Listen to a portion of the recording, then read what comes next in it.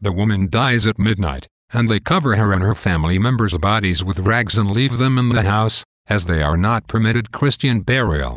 As they are leaving, they hear footsteps coming toward the house and hide so as not to be detected coming from the taboo place. They hear the woman's sons knock on the door and declare they've gotten free. The Yankee and the king leave before the sons enter the house and discover the bodies. Arthur is troubled. He thinks the men must have escaped from the Lord, and it is his knightly duty to capture them for him, regardless of their innocence of the crime for which they were imprisoned. The Yankee finally manages to change the subject when he sees a fire in the distance. They proceed toward the fire in the darkness and come across a group of bodies hanging from the trees. They find the flames are coming from the manor house, and they see men and women being pursued by mobs.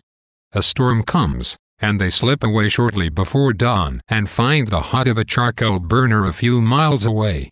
The king tells the inhabitants to sell him the hut and leave, as he has just come from a house with smallpox, but they have already had the disease, as has the Yankee, who has probably been vaccinated. They find out from the cottagers that the master of the house was found murdered, and a local family who had been treated poorly by the lord of late was rounded up and hanged by lord's retainers and a mob of locals. The prisoners had been left to burn in the fire, so no one thought to see if any had escaped. The king declares 3 did escape and that these must have murdered the lord and fired the house. The cottagers pale at this, and the Yankee surmises the 3 boys must have been some relation to them. The king insists that the charcoal burner go and raise the law on the escaped prisoners, and the Yankee goes along with the excuse of showing him which way they were heading. Once they are alone, he learns from the man that the escaped prisoners are his cousins. The Yankee tells him not to turn them in, as their killing of the Lord was a righteous deed. The man rejoices at hearing the Yankee say this, and he reveals that the peasants bore the Lord no real love and participated in rounding up the suspected family only out of fear of being killed themselves by the Lord's retainers. The Yankee takes heart at the man's response and is encouraged in his plan to modify the monarchy during the remainder of Arthur's reign and then abolish it and the aristocracy forever. The Yankee walks along and talks with the man, whose name is Marco, killing time to make it look like they have gone to the village to do their duty. He watches Marco's reactions to passers-by of different castes. He is reverent to a monk, servile to a gentleman, familiar with freemen, and haughty to a slave, to the Yankee's disgust.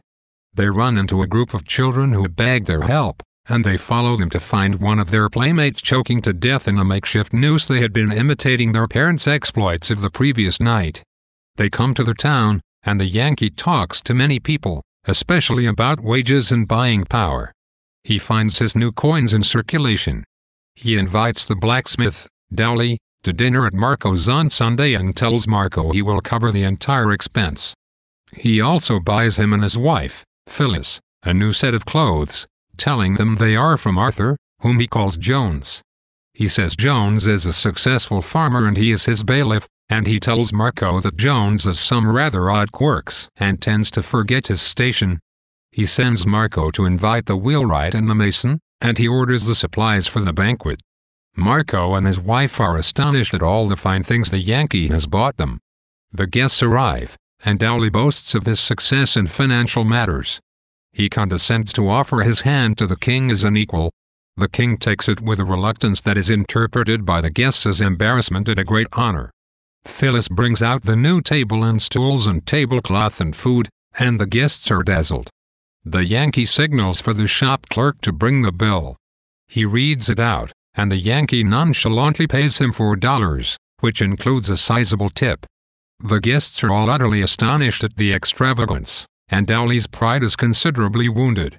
The king retires to take a nap, and the Yankee discusses wages with Dowley and the other guests, who live in the tributary kingdom of King Bagmagus.